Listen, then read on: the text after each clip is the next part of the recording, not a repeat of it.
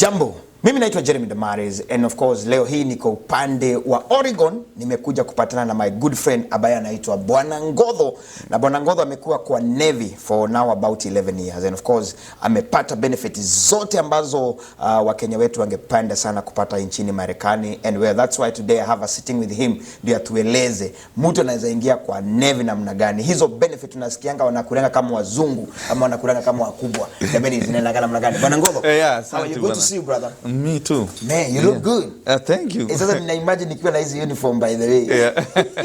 Yeah, ukitaka unaweza zipata pia wewe. Mtu anaweza kubalizwa kuziguza. Kuza. Yeah. So wakati wa joto mnafanyanga namna gani? Tuanze hapo. Okay. Inaka kama ni roa.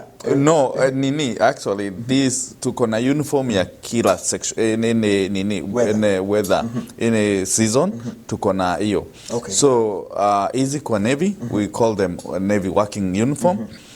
So when we are out there in the sea or when we are working, when we are doing our job, so you can wear this one. Then we have other uniform zile tunatumia during ceremonies. So kuna hizo, I think nilikuwa unaniambia mambo uliona ya white. So hizo ni za summer. So they are light and they are very comfortable actually during the summer season. Okay. And then we have the blue ones we call navy blue. Those are during the winter season. Like a time like now we use them. So during our occasion. So we have different uniform. Kuna zingine pia official, we call them Navy service uniform. Right. Those we wear them when you are going to an office or something like that. So yeah, we have wametuangalia kila kona. Kila kona. Awesome. Others, karibu sana kwa KDM. In fact, easy information watu wengi sana wamekuwa wakizitafuta sana. And I thank God because of people like you who are willing to give information to our people. Okay. So before we go there, nataka nikupe nafasi kwanza kuwasalimia watazamaji wetu. Uambie kwenu ni wapi? I mean, ulikuja Amerika aje? Tuanze hapo. Okay. Wasikilizaji wa KDM, mimi nilikuja Amerikani back in 2011. Right. And lakini pande za Kenya, mimi ni mzaliwa wa Eldoret.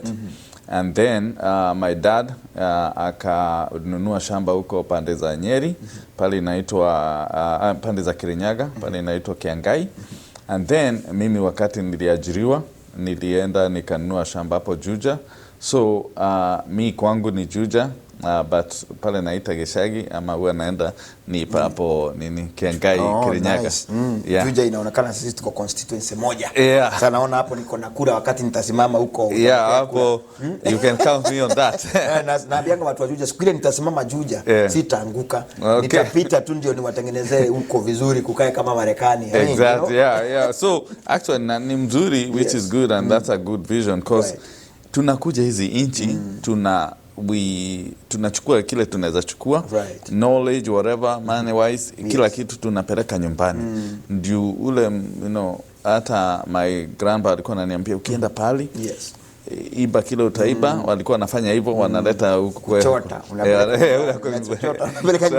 tunapeleka nyumbani. Awesome. Now when I see with that uniform, of course sana Kenya ukiona askari hananga urafiki na mtu.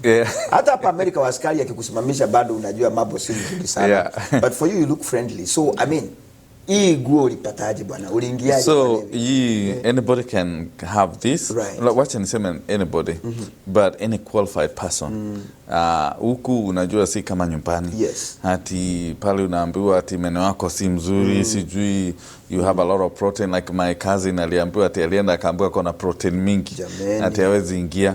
But wakauli ati by just ni kuangalia hivi niseme no, easy Amerikani. So as long as uko na green card na you are citizen, na unaweza pita hiyo mtihani tunapatiananga inaitwa ASVAB test, you are qualified to join the Navy or any other armed forces as long as you are within the age limit. Kuna ni 17 to 42 kwa Navy. Other branches they have their own age limit. So but most of them they start 17. But I know like Army is 35. Marine ni 29. So every branch iko na different age limit. 17 to kwa hivyo mimi naweza qualify sasa. Wewe bwana Jeremy, hata tunafaa tu kimaliza hii nikupatie. By the way, when I came to the US I wanted to join Navy. Unfortunately wale ndiongea nao wali discourage wakaniambia utatupa familia. And of course we have that theory na information ya kuambia mtu wewe ukiingia kwa jeshi utaenda vita yako utachapwa alafu utawekwa kwa raidi ya kwanza. So hakuna kitu kama hiyo. Mimi niko na familia. Niambie wasikilizaji wetu, mimi niko na familia na nilikuja nayo kutoka Kenya. Niko na bibi na sasa watoto 3, lakini tulipokuja hapa nilikuwa na wawili. Na sijai watupa na bado me I go to my family every day. Na ni ile kuna watu wanatupa familia hata kama wako kwa military. So mimi nasema kitu ya kutuma familia ni wewe ukijitakia. But kazi yako huwezi, because you can control it. So ukitaka kutupa wewe ndio utatupa, lakini usitupe familia yako then useme ati nilitupa juu ya ati ya sababu no. Military kuna watu wengi, we have family and military respect family a lot. So when you came to the US, of course kuna zile hustles tunaanzanga. Mimi nilianza gas station. So wewe ulianza wapi? Mimi nilianza I can tell you ucheke, mimi nilianza na kuosha vyombo. Yesu. Na mimi ilikuwa nursing home. Ilikuwa inaitwa Presbyterian. Na alafu but yani you can imagine nilitoka from being a shift electrician at KBL, although ilikuwa inaitwa East Africa Breweries, to become a dishwasher. Alafu kutoka hapo nikajaribu kutafuta kazi ya electrician. Unajua juu ya wanasema vile you have to do some all these classes certifications. Na hiyo ilikuwa na juu mimi kichwa yangu iko na wananiambia niende shule, lakini nimesoma miaka 5 Kenya, sasa niende ingine, nikasema no. Rudi na uko na familia na familia hapa inataka kula bills ndio hizi. So mimi hiyo mambo ya kwenda haiko inapiga kichwa yangu. So mimi nilikuwa na where can I get a job? So alafu tukaenda packaging company ndio nilifanya. That's why I got to my friend from Ghana who told me about something about military. Na hapo sasa ndio my journey to join the military ilianzia. So akakwambia bwana unapaki chakula hapa na kuna kazi. Alisema niambia alikuwa anaita Moses. Unajua they don't know how to pronounce our names. Hey but Moses, in 2 months I'll be joining the Navy. Navy? Sasa nikamwambia why Navy? Like why do you want to join military? You're going to be why do you want to die for another country? Vitu kama hizo, Then I told me no, that's not what what you're thinking, that's not what it is. It's different. So ndio akaniambia I don't have much information about the Navy, but I can take you to my recruiter to advise you. Ama akueleze. So that's what I did. So after tulikuwa na shift moja, we were like going for tulikuwa tunaenda off. So nikamwambia can we pass by the recruiter ndio anieleze. So that's what we did. Na recruiter wakati mimi nilikuwa namwambia tu mambo ya pesa na nini, namuuliza kwani Navy iko na pesa na nini, yeye alinionyesha paycheck yake. Ilikuwa 5,500 first paycheck.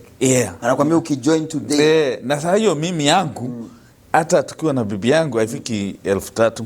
So yani nashindwa kama naweza pata hii, then what am I doing here?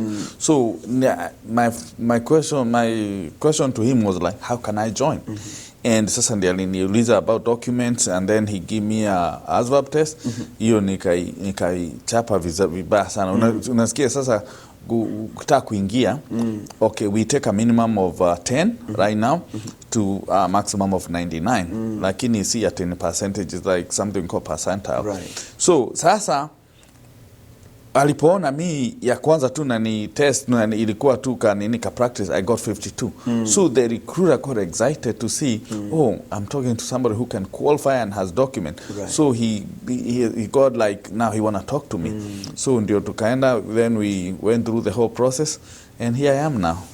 Wow. So hii test ndio changamoto kwanza. Kama IQ yako haifanyi kazi mzuri ndio itakuwa nyesha. Hiyo kuna bongorara. Actually, but right now we have a good program in the Navy ambayo hata kama as long as you can get 10 and above, So we can process you and I will end a boot camp.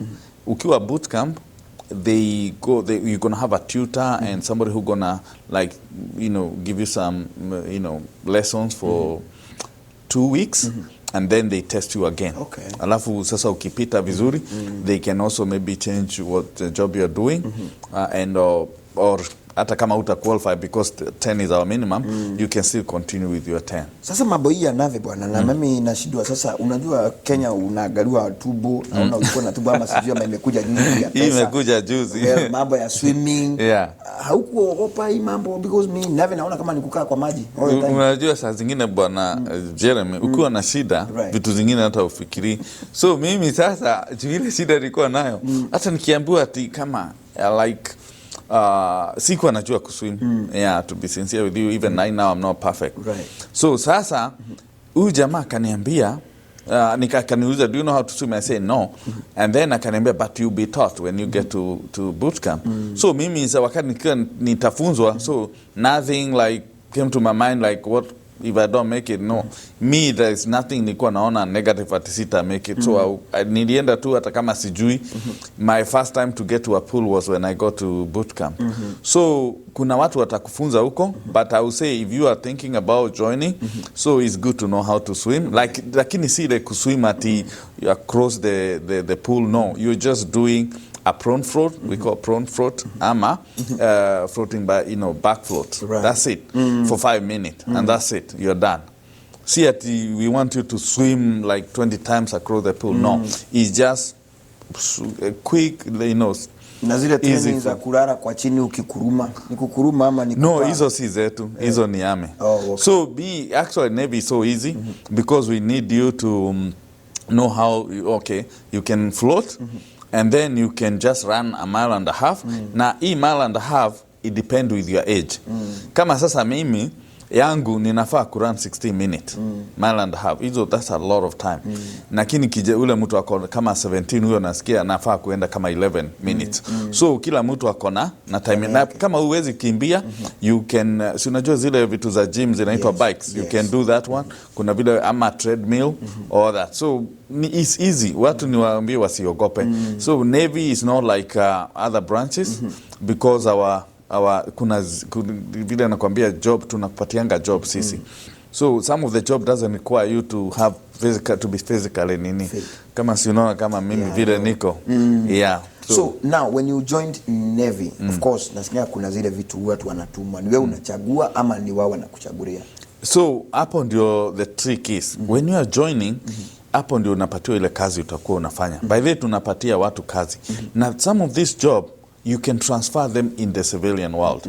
Kama tuseme mimi nafanya kama kazi ya hiring, kuna watu wengi huku wanafanya kazi ya agency. Kuna watu wengine wako kama wewe MC. You can come and start your media station like you. Kuna wengine nurses, kuna wengine engineers, kuna wengine whatever. We have all kind of jobs and these jobs are transferable. Na actually sijaongea mambo ya benefit za hizo because by the way, let me tell you, if everything I'm doing right now, by the way, I can get certification through the Navy. Si sasa nafanya nini? I can become a certified agency wa kuhire watu through the Navy with the zero from my pocket. If you become a nurse, you get all the certification for nursing. If you are nini, depending na nini, actually you get all this certification and they are all free, they are paid for. Ukitaka education benefit, tuseme sahi nafanya recruiting. Mi niko shule sahi. Kuna kitu tunaita tuition assistant ndio natumia. Nasoma cyber security. Because if I finish this, I don't want to continue to be hiring agency. I can be cyber security, just working from home and all that. Na niko na hizi benefits zingine za military na enjoy. And I can be hired as a cyber security. And the Navy will help me to get all these benefits and certification that I need. Wow. Hiyo mambo ya benefits kwanza ndio tunataka kusikia because hawa watu wengi sana especially wazazi wetu, as you said, mtu anaingia akiwa from 17 years to 42 years. Most Kenyans when they come here, they don't want their kids to join because some of them don't understand the benefits. Sasa umetuambia moja ya hizo benefits ni education. When you get there, they are able to pay for you ile masomo yote unataka. Sasa hakuna kupiga makerati sijui na nutrition na whatever. So tuambie another benefit. Yeah, another benefits, kuna easy medical benefits. Kuna, easy, when you go to buy something, you are military, you can get some discounts. Like if you go to Home Depot or Lowe's, they give you military discount. Alafu ukitaka nini, easy, kwa nini zinaanza kupotea? Kuna za retirement benefit, disability benefit, kuna ukitaka kununua nyumba, that's a big one. Like me, when I was buying, actually like the interest rate was like 5, na mimi nilipatiwa na 2 point something, almost like half ya hiyo, na bado nikuja wakati zilienda chini. Right now I'm paying 1.75 ya interest rate ya nini, ya nyumba. So alafu you don't need to put anything down, you just zero. Unaona? So there are so many benefits, na sijaongea mambo zingine za, there are so many other benefits that hata ukitaka tuseme ulienda shule, you are citizen, na maybe ulienda college ukumaliza, ukapata kama loan, college loan, na umeshindwa kulipa. Do you know if you qualify some of the job, we clear your nini? Wow. Your school loan, hizo uko nazo. So those are kind of benefits I'm talking about. And then some of these retirement benefits, they take you to the grave. You are being paid until you go to the grave. Like the disability and the retirement benefit, those ones, they will take you to the grave. Na medical, VA, so unasikianga VA hospitals, those we go there and all that. There's so many other benefits that we cannot able to finish. So hii mambo ya kusema mambo ya check, because kama wewe unasema 11 years ulionyeshwa 5,000. Sasa kama sasa imefikia ngapi? Because you are recruiter, unajua. Yeah, so sasa kuna yule za mtu anatafuta kazi atatengeneza pesa kama wewe like you did. Me kama sasa also, because in the military also we get paid by rank, okay? Yes. So the trick in the Navy or the military is however you can able to get to go up the rank, ukue mkubwa, the more you earn. Na of course huwa tunaadiwa every year we have to have pay increase. Na pia tunaweza kuwa rank moja, lakini mimi nimekuwa kama sasa tuseme mimi niko E6, okay? And wewe uko E6 na mimi niko na miaka 10, wewe uko na miaka 5. Mimi nikiwa miaka 10 niko na more money than him, because that we are being paid by that rank. Yeah. Sasa huyu recruit kama mimi naingia tukitoka hapo tunaniingia. So utaanzia chini. Na you can come also kuna enlisted na kuna officer, okay? Officer lazima ukue citizen na lazima ukue na degree. Or kwanza watoto wale, kuna ingine by the way sijasema, ambayo watoto wazazi wale wako na watoto wako either college first year freshman, or they are finishing their high school, they are in 12th grade. Please, there is a scholarship we call NROTC. Is a program in a scholarship pay for your 4-year degree even before you serve the Navy. Wow. So you go to college first, 100% paid for, everything. Like Jeremy, do you know kazi yako tu ni kwenda shule tu kusoma, and you pay everything. Ukimaliza urudi. No, ukimaliza, na the good thing, you are going to learn, and you are studying in a course of your choice, to a major, you take your own major, ile unataka. Na si lazima hiyo major uifanye kwa Navy. No, you can do a different major and then you go do a different thing in the Navy. So I would tell wazazi, take advantage of that. Na inakulipia, and the payback ni nini? Just serve 5 years, that's it. Wow. You are done. Sasa unajua hii service ndio inaleta shida. Wewe sasa tangu hujapelekwa vita. Okay, na ndio nasema branch, we have 5 branches. It is very, very important which branch you choose. Kuna branch unaweza choose, you keep deployed all the time. The good thing about the Navy, what I know, mimi nimeenda deployment bidi, but ninaweza kuambia ni kama cruise ship. Mimi nimetembea saa hii, as we are talking, over 12 countries with the Navy. Mimi nimeenda India, nimeenda Singapore, nimeenda Japan, Philippines, Sri Lanka, Dubai, Bahrain, Oman, all that through the Navy. So wakati nilideployiwa for nilienda to 6 months, we were going all through those countries, visiting and all that. Mi hakuna pali nilionana na nini, because kazi yangu si ya kwenda nini. So we were like, Navy, we were like, ni watu wa kuzunguka tu, we were doing watch, you know, keep watch, you know, all that. Nah, that's it. That's all. So I deployed. So na deployment ziko, lakini kuna hizi zingine branch you get deployed Afghanistan and all that. That's why it's very, very important before you join any kind of military branch, talk to somebody. So upatiwe hiyo nini advice so that you can choose wisely. Okay. Yeah. So now let's come back to this recruitment because now you are a senior recruiter hapa kuingiza watoto wetu kwa jeshi. Yeah. Well, kuna watoto ambao saizi they just feel like, man, I'm not worthy, I don't need to be in there Navy because anaogopa whatever is in there. Number 2, mwingine ni hajui hivyo. Sasa kama as you have said, mwingine labda already mzazi anajua mtoto wangu ameanza kuvuta bangi. Kuna hizi criminal cases ambazo zinazunguka, labda watu hata mtu ambaye ako na miaka 35 sema mimi siwezi ingia huko, niko na hii shida na shida. What do you do about them? So italingana, every case is different. Na mtu asiogope aseme ati juu niko na hii criminal background I cannot join. So we give waivers for any kind of whatever. So just come to us, talk to us, because you know, as long as it's not domestic violence, ama ni kitu kama murder, ama selling drugs, nini, you can be possession. Unajua there's difference between selling and possession. So if you are in a possession, it's okay. Trafficking is different. So hiyo hakuna. Yeah, trafficking, drugs, that's you cannot be. But if you like possession of a drug, maybe ulipata ukivuta, hiyo ni sawa. Do we know some state allow? So na zamani unajua sahi hata ile watu walikuwa na makesi ya kushikwa na hizo zilitupiliwa mbali. So if you are in that position and you or DUI, gonna DUI not more than 2, you can come and talk to us. We can maybe tunakupatia ni vile maybe you might not qualify some jobs, but we still get you in the Navy with that. Yeah. So labda kuna mtu alikuwa ameingia armed forces akaenda akapotea akasema hawezi akatoka. Do they have chance? Wale walitoka. Yeah, kama ulitoka, ulikuwa umeingia ukatoka, but you didn't have any si kutoka kwa njia mbaya ama being like dishonorable discharge, you're okay. You can still come back. We are taking and we are giving good bonuses. Actually, a new one who is joining right now, we are giving good bonuses right now.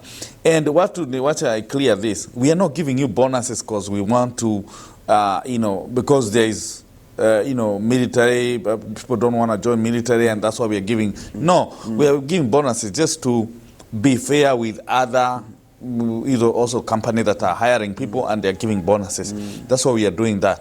Other than that, when the market is good, is a bonus. When I was joining, I never got any bonus. Yeah, because that time the market was good. But right now it's only that we are trying to you know, compensate other people like any other you know, job. Yeah. Okay, so about the contract. Kuna wale nasikia mtu ana sign contract ya 3 years, 4 years, 5 years, 6 years. I mean, hiyo sasa yenye unachagua tuseme kama mimi nataka kuingia hiyo 4 years.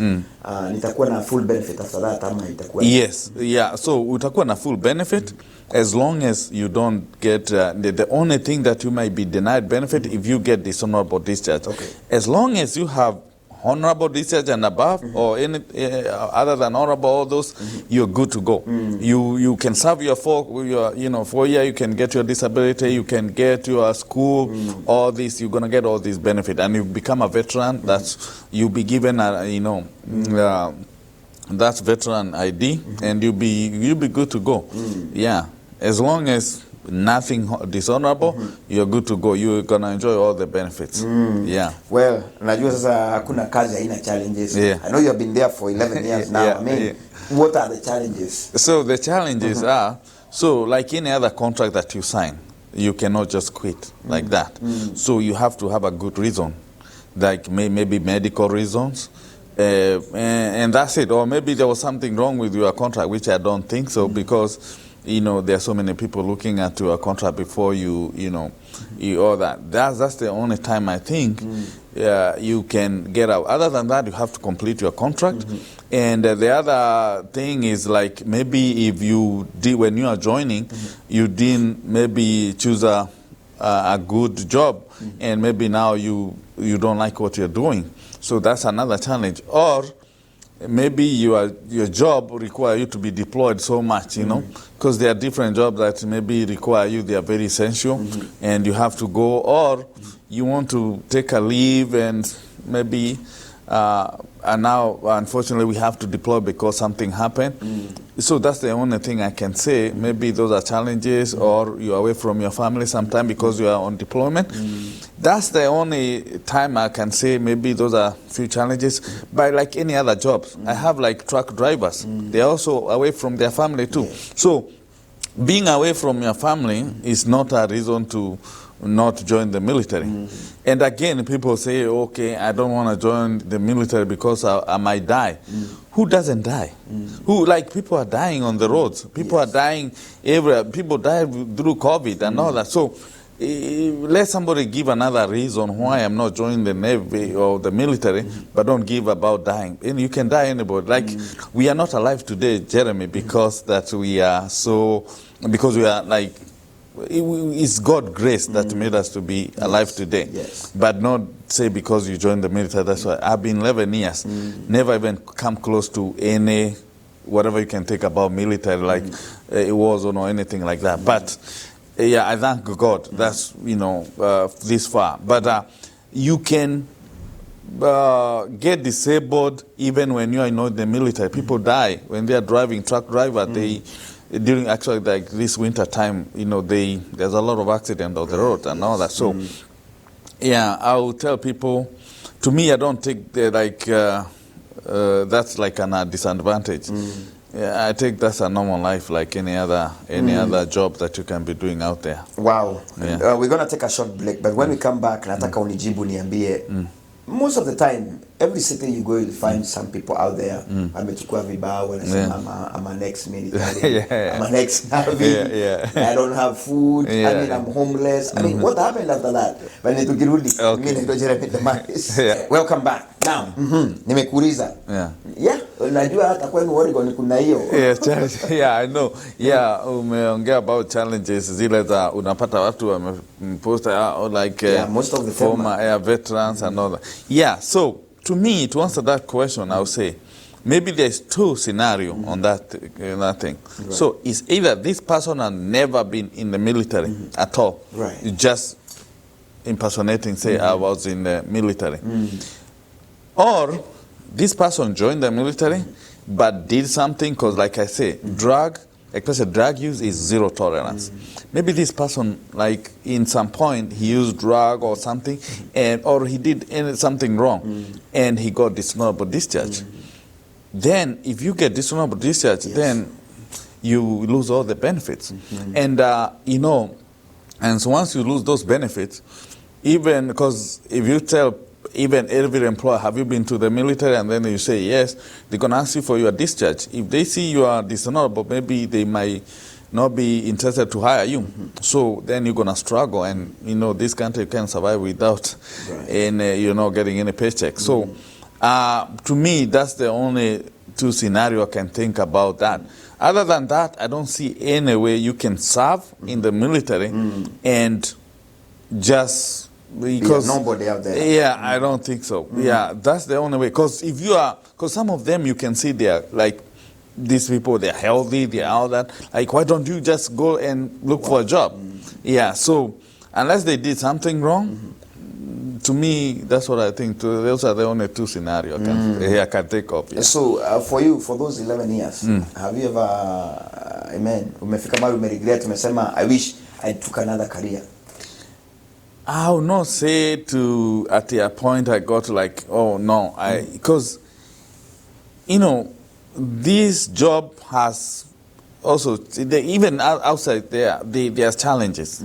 Even I know your job has challenges too. Even if you go to nurses, whatever, all the pilots, name them, they have challenges in their jobs.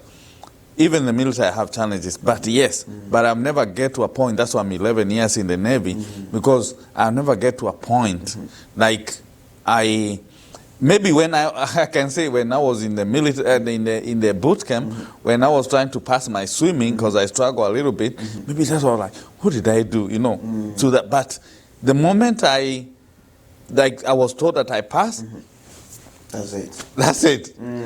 And because, like I say, my first contract was 4 years, like plus 1 year, let's say 5 years. I could have got out of the military like 6 years ago, but I didn't, because when I joined and I found what I'm like, what the military is like versus what I was thinking, then I say, I want to commit my life here. Yeah, exactly. And I go to home, like since 2018, I've been going home to my family every day. Wow.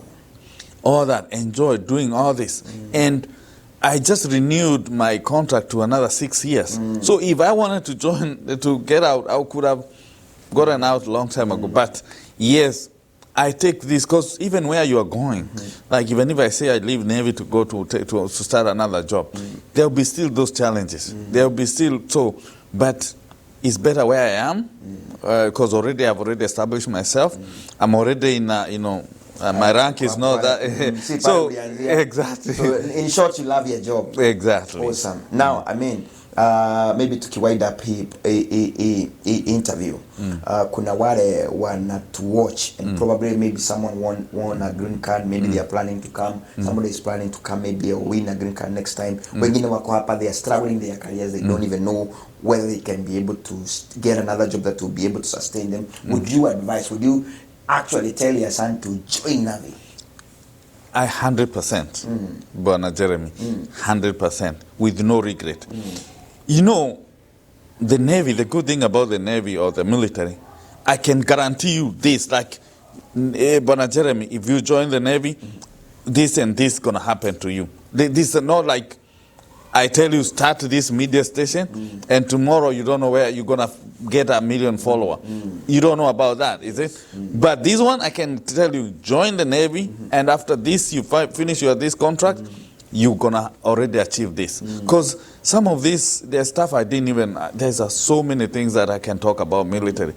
But like now, let's say, for example, the job, even if I just did my first job I did in the military, there was college credit that I could have transferred to any college that I want. I have this TA I could use to go to college. There's still this GI Bill, GI Bill post 9/11 I can use for my, even if I didn't, get any, whatever. Let's say I didn't enjoy what I was doing and I want to do something different, I can still go to college and all this is paid for. So, and the good thing, they're even paying for your house rent, everything, your food and all that. So you don't even have to think about even going to a job because they want you to go full time to school and they're paying everything. Wow. So you see, so there's no regret. So that's why I can tell, like, point blank, somebody like, join the Navy or join the military and you'll be fine. Amen. Yeah, that's good. Yeah. So, where we call Oregon, people are watching us from California, from Texas, from Alabama. Yeah. So, would you advise them to come and join here in Oregon? Okay, so it's good when you are getting help with somebody you are comfortable, and you can tell all your secrets and everything. No, okay, I'm not saying there's any secret, but I'm trying to say like in a normal life, So I would say, if I can able to help you one-on-one, if you can able to maybe just pay a small, plane ticket and come where I am, I will say I'll be able to help you firsthand, and I'll make sure that you get what you are looking for. But if you are in California and all that, you can still join there. There are some, Navy offices there, and also we call them Armed Forces Career Center. They are over there. They are all over the country. But over there, I can only give you advice, but I cannot able to have full control of what you're gonna get or whatever. So I don't have that control. But if you can just come where I am, I will be able to support you. I will be able to walk with you your whole journey. And the moment, nikwambie one thing. Once I put you in the Navy, that's not my last time talking to you or anything. I still mentor you. I still continue following you. How are you doing? Because, every job, I know, unajua kila kazi kona siri yake. Now we, like I said, we get paid by rank and all that. So I was able to tell you some of the secret how to get to that point so that you don't like stagnate in one place for, you know, one rank for so long. Na sasa unajua unaweza kuwa kwa one rank for 10 years for so long, na unajua mtu mwingine akuja ku overtake na kuwe mkubwa wako, and he can do nothing. So because we obey the order of those who are appointed over us. So ni vizuri kukuja kwa mtu anayeeleza picha. Wewe kuja pale tuko ndio tutaongea na tutaweza kuelewana. So a student who is maybe 17 years, huyo sasa ni mama atasikia kama anaogopa kuachilia mtoto aseme hii enda Oregon na gani, ama sasa how safe is it? 100% safe. Actually, kuna watu wengine walisema ati utaenda huko kuna you'll be raped and all that. I'm telling you, let me tell you Bwana Jeremy, kama kuna watu wanafuata sheria ni military. We sign those documents every year to confirm like easy vitu zote. So there are so many myths zinaambiwa about military which are not true. Kuja, your kid is 100% ako mikononi mwa serikali na ako safe. Anything happen to that kid is on the government. So I can assure and I can promise those wazazi they are feeling like they are not comfortable letting their kid to the nini. I'm telling you, it's better to be in the God's hand rather than being uko nje ujui nini. So afadhali akiwa mikononi mwa serikali kuliko kwa another organization. Maybe after akienda alisema tunaona kama vile tunapeleka watoto wakaende huku sky zone na nini, akiumia is on you. Here akiumia is on the government. We have life insurance. If something happened to me right now, hata hii nyumba ibomoke tukiwa saa hii, mimi ndio nitapotea. Wewe utapotea, mimi guess my family get $500,000, have $1 million. A life insurance tumewekewa. So I'm telling you, they are safe, 100%. Yeah. I mean, I think it's a good thing, and that's why we are actually sanitizing, giving this information to you guys. Don't fear. Kama uko na miaka, hakuna haja wewe uingie America uanze kama sisi kwenda kwa gas station. Wewe uko na green card, you are young, you are strong. Like there is another guy I met in Seattle. Actually in Seattle, he just came another day. I know he's struggling to go to school and learn about CNA. Nikamuuliza bwana, si utafute mtu akuingize kwa serikali uanze maisha mazuri. Exactly. I mean, and I'll talk to him.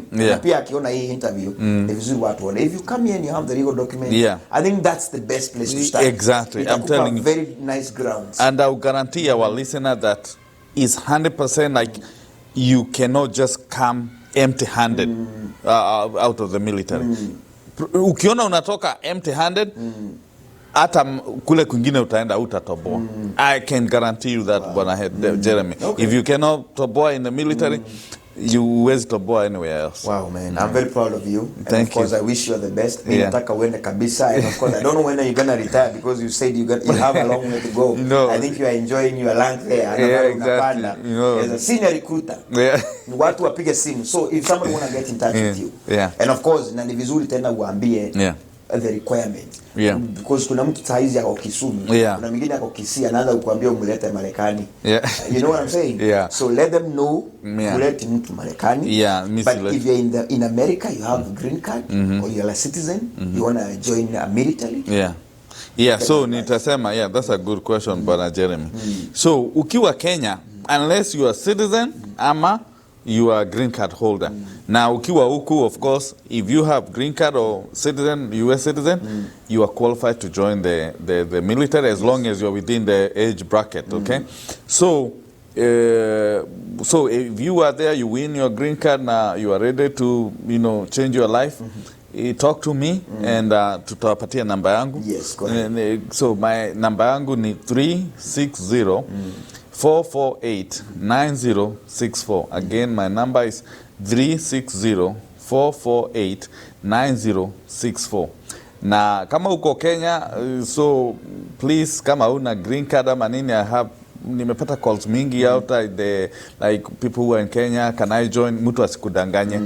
There is nobody who can hire you while you are in Kenya to join the military. So musikoniwe na watu wala wanaweza sema ati toa $1,000,000 toa nini, that's a con man. Don't listen to that person. So we don't pay you like zero. Hakuna, actually si ndio tunakupatia bonus na nini. So don't listen to anybody. If you hear somebody asking you for money to get to join, that is a con man. So don't try to talk to them. Talk to me. You have my number right there, and call me directly, and I will answer your question. I'll help you to join if you are willing to join. Awesome. Thank you very much, Bwana Ngodho. I really appreciate your commitment, of course, giving me that time. Pia kunileta hapa, unajua nasikia nikiwa safe. By the way, unajua kutumia hii gun. Lazima mnifunzwe. Okay. Bootcamp lazima. Every bootcamp any branch, you have to learn how to shoot. But after that, you're done. Hata mimi, my first time to hold a gun was when I went to boot camp. Lakini watu, they are very, very, I'll tell you, you are training with professional. I'm telling you, ukiona ati ukisikia mtu ati alifanya accident akashoot ule mwingine, unless ni kichwa yake iliruka na nini, ama I don't know what maybe have happened, because somebody can prove me wrong. They are very, very sensitive. Ile kwanza safety, there's nothing you can do before safety. Amja kuwa briefed about safety. And then if you kisema kwanza you have language barrier, they'll give you yani one person. Wewe wengine wanaambiwa na wako kama 20, wanaambiwa na mtu mmoja, but you me nili actually to confirm, I asked for my own like, yani nilipatiwa like mtu wangu alikuwa ananionyesha kushoot. Niliwaambia I have a language barrier, and 2, although hata kama naelewa, I didn't want to take any chance. So I say I have a language barrier, and I don't know, have never used a gun. And I had one-on-one. Akanifundisha na kuonyesha vizuri. Yes, niko sawa. So hii mambo ya kala na nini inakuanga kule sana. I'm telling. Unajua, the good thing about the military, na hiyo kwanza hata uko na maswali mzuri sana. Tuko na diversity. Every country you can think of iko in the military. So na tuko watu wote na si ati ni wazungu ati ni wakubwa wetu. No, kuna Wakenya najua wako wakubwa position hata kubwa kuniliko, very senior positions. Awesome. So na these policies are there. Na kuambia, unajua kuna watu wanafanyanga hivi, mtu anafanya makosa, yeye ndiye akona makosa, but juu aoneshane anaanza kupaka matope wale wengine. I'm telling you, if you have evidence and something happened to you, especially kama you are discrimination na nini, uipeleke hivi. Na kuambia ule alifanya, doesn't matter ni nani, atachukuliwa atakibizwa vibaya tena kwanza. So it's safe to join. I mean, thank you very much. I am very proud of you. Na kama sasa unakuja Marekani, I mean, you always guys say we don't give you information. This is a free information. Bwana Ngodho, well trained Navy recruiter. Navy recruiter. He has all the information. Of course, tumeguza to 10%. So he has 90%. What you need to do, call him, talk to him. Kama uko America. If you're in Kenya and you don't have the documentation he has, just save it for another day. But if you're here in the US, you have that student, that kid, that daughter, that son, unasikia hiyo ni njia mzuri sana ya kumuanza foundation ya maisha yake, akuwe first class citizen. I mean, Bwana Ngodho ako hapa, na of course anaongea language tunaelewana. Exactly. Thank you, man. Very proud of you. Asante sana, nashukuru sana. Mimi naitwa Jeremy Damaris, nikiwa hapa upande wa Oregon. Bana uza mimi sahi. Thank you. Asante. Na by the way tukutane mimi naingia. I'm getting in there. Okay, nitakusaidia wala you be my first applicant. So, thank you very much. God bless you. Thank you.